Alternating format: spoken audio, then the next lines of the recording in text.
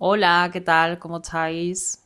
La intención de este vídeo es romper las cadenas que todavía nos tienen atadas a ese tema tabú, pero que luego nos preocupa. Voy a llamarle el desvivir porque la otra palabra, si no, YouTube me bloquea. Y aprovechando el caso tan reciente de Sandra Peña, la chica de 14 años que decidió desvivirse al sufrir acoso escolar dentro de su institución. En primer lugar, mi más sentido pésame a esta familia porque tienen que estar pasándolo fatal. Es un dolor que no os podéis ni imaginar. Eso es insoportable. Quizás algún día aprendan y asimilen a vivir con la ausencia de esa persona, pero tienen que trabajarlo muchísimo. Entonces, con este vídeo lo que os quiero explicar, gracias a un curso que realicé el año pasado de cómo intervenir en terapia con pacientes que presentaban ideas suicidas, fue bastante enriquecedor y me hizo comprenderlos muchísimo más. Entonces, pues quería compartirlo con vosotros. Y también al final del vídeo os voy a recomendar un capítulo de la serie Euforia, donde también se muestra esta conducta. No es evidentemente igual que el caso de Sandra, aunque sí que comparten un poco esa conducta. Así que bueno, no me enrollo más y vamos a comenzar.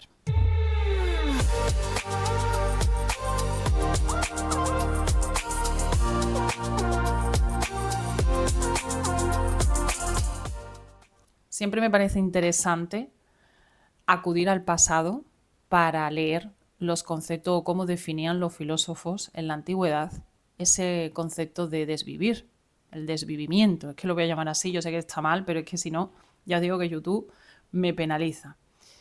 Y voy a extraer un par de definiciones del libro de un seguidor que se llama Enrique González Calleja, que me lleva siguiendo desde mis inicios en las redes sociales, aproximadamente cuando estaba en segundo año de carrera.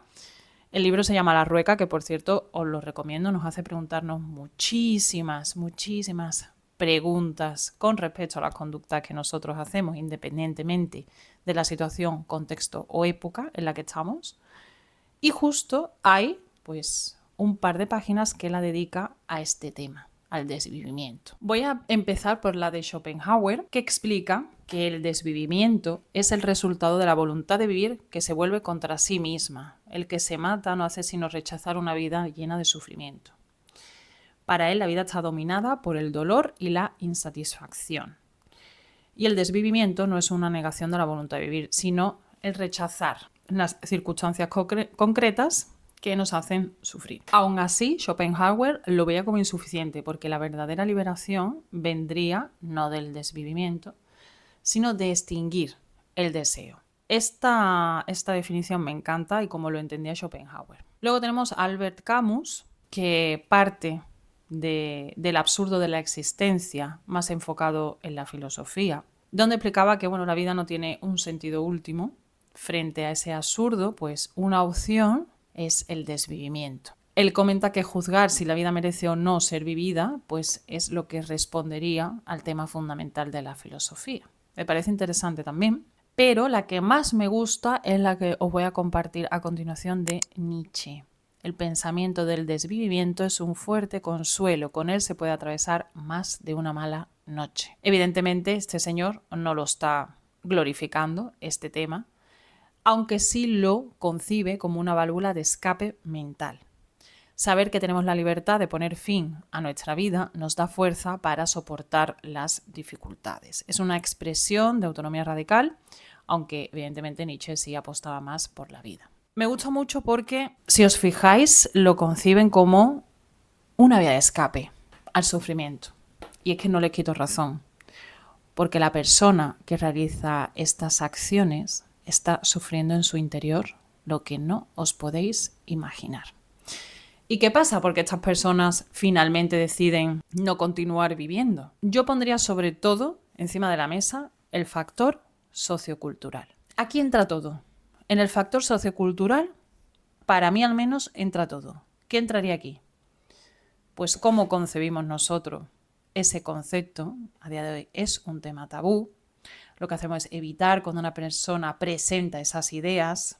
no le animamos a desahogarse o a hablar del tema, sino que nos asustamos. Pero es normal, no nos han enseñado a lidiar con personas que presentan esas ideas. Lo vemos como algo, y dejamos de lado. Entonces, es dentro de ese factor sociocultural cómo concebimos ese concepto, que es tabú, da una explicación del por qué luego nos sorprendemos cuando una persona realiza esa conducta.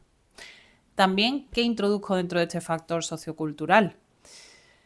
La creencia tan irracional que tenemos con respecto a que cuando una persona hace una llamada de atención con un intento, no lo termina de culminar, sino realiza el intento, decimos que está llamando la atención. Pero lo decimos con un desdén, como si lo tuviésemos asociado a la pataleta de un niño pequeño. Y eso no es así. Pero fijaros qué curioso, cómo es el ser humano. Es una llamada de atención, por supuesto, porque evidentemente no quiere llegar al siguiente paso, que es el desvivimiento. Lo que da es una llamada de atención previa porque no se le está prestando la atención suficiente. No le están valorando, no le están comprendiendo y están minimizando su dolor y su sufrimiento. ¿Qué más entraría aquí? Evidentemente las instituciones influyen muchísimo con ese tema de protocolos, de tal, aunque esto daría para otro vídeo porque aquí ya hay un engranaje bastante importante y no lo voy a desgranar aquí, no es la intención de este vídeo, pero ahí ya da mucho de qué hablar y también va supeditado a este factor sociocultural del que os hablo. Va todo en cadena, todo va unido, todo tiene su repercusión en el otro. La cultura con respecto a la muerte o al desvivimiento también va unida a cómo cada institución va a interpretar o qué sentido le va a dar a ese tema. Influye muchísimo, os lo aseguro. Y también dentro de este factor sociocultural introduzco al sistema familiar, porque es muy importante y también va influido por las creencias y la cultura que se tenga con respecto a ese tema. He visto, y os lo puedo asegurar en sesiones, absolutamente de todo. Y lo que más me llama la atención es que no prestan atención a familiares que presentan ideas suicidas. Por muy duro y muy crudo que parezca, no prestan atención. O les prestan, pero no lo suficiente, no como la otra persona querría. Claro, desde fuera nosotros lo vemos y decimos, sí, hombre, eso no va a ser, eso es impensable, porque entonces no son empáticos, porque tal. Os puedo asegurar que cada familia es un mundo, cada sistema familiar está compuesto de diferentes miembros y cada uno con sus historias y experiencias de vida y creencias, por supuesto, y eso influye a otros miembros dentro de la familia. Os lo puedo asegurar. Hay de todo, por eso muchas veces cuando ocurre algún tipo de suceso dentro de una familia que no esperábamos, decimos, pero es que desde fuera parecían, claro, pero dentro es diferente y todo de verdad influye. No sé mucho del caso de Sandra Peña, no he querido tampoco ahondar mucho, porque me parece ya como un poquito fuera de lugar. Me quedo en la superficie y lo único que se sabe es que evidentemente sí que los padres pusieron que informaron al colegio de lo que estaba sucediendo y la primera solución que el colegio toma es separar a las niñas de clase. Pero una vez que ven que esto no funciona y sigue, la institución debió de haber puesto en marcha el protocolo. También Sandra estuvo expuesta a esa situación que le generaba estrés muchísimo tiempo. No es determinante, por supuesto, pero sí influye. No sabemos más, no sabemos si Sandra era la que le dijo a sus padres, no, yo quiero continuar aquí, no os preocupéis, no lo sabemos. Vamos a querer pensar que evidentemente la familia quería lo mejor para Sandra, es evidente. No lo sabemos y no vamos a hablar y tampoco vamos a juzgar porque no estamos en posición de la verdad. Solamente que ella estuvo expuesta a ese factor estresante y que es uno de los factores que influyen, que no es determinante es todo. Luego otro tema que también me gusta mucho y quiero tocarlo es que a los acosadores no tienen repercusión ninguna o parece ser que no tiene repercusión ninguna. No se le da tanta importancia como la persona que ha sufrido ese resultado tan, pues que no se merecía a nadie. ¿Qué pasa con esas personas que ejercen ese acoso? En este caso ha sido evidentemente escolar, pero ¿y en lo laboral? ¿Y en lo sexual? Y en acosos personales, ¿y qué pasa con esto? Los acosos, del tipo que sean, son aprendizajes vicarios. Es un proceso en el que las personas adquieren conocimientos, habilidades y comportamiento al observar e imitar la conducta de otros, en lugar de por experiencia directa. Las personas que ejercen acoso es porque lo han aprendido por observación, ya sea por influencias sociales, por institución o por sistema familiar, lo que sea, pero lo han aprendido observando. Y eso es algo que la primera de cambio que se identifica que una persona lo está haciendo, hay que cortarlo de raíz, hay que ponerle un límite. Y es que decimos, no, pero es que tienen 14, 16 años, ya saben, ya son adolescentes que entienden. No terminan de entender todo. Hay cosas y cosas. El cerebro está en proceso de desarrollo hasta aproximadamente entre los 25, casi, bueno, 30 años no, pero hasta los 25 años. ¿Cómo esa persona de 16 años pensaría en algún momento que por ese acoso esa persona iba a hacer esa conducta? En ningún momento se lo habría pasado por la cabeza. Por eso a la mínima que se identifique hay que hacer algo. Este es el caso, evidentemente, de un adolescente, pero hay personas ya de adultas o en la vejez que realizan también estos actos, ya sean por otros motivos, pero al final el factor es el mismo. Son los mismos factores. El tema tabú, que entra dentro de lo sociocultural, lo que se haya aprendido en familia, instituciones, que incluso aquí puede entrar el tema laboral, o sea, el trabajo, que por institución no solamente hablamos de colegio e instituto, sino también pues en algún sitio donde yo trabajo, eso también se considera pues bueno, una institución. El factor es el mismo en todas las personas independientemente de la edad y el factor individual. A mí me gustaría que se pusiese más el foco en las personas que realizan estos actos para poder enseñarles otros tipos de aprendizaje que esos no son adecuados. Pero claro, si lo han aprendido por observación e imitándolo, esas personas entienden que eso está bien, porque es lo que han aprendido. Pero no quiere decir que sea lo correcto. ¿Qué aprendí en ese curso el año pasado que hice? Bueno, aprendí que si te quedas aproximadamente hablando casi una hora normalizando el tema de las ideas suicidas, a esa persona se le reduce muchísimo ese estrés, se siente comprendida, validada y probablemente no lo haga. Probablemente no lo haga.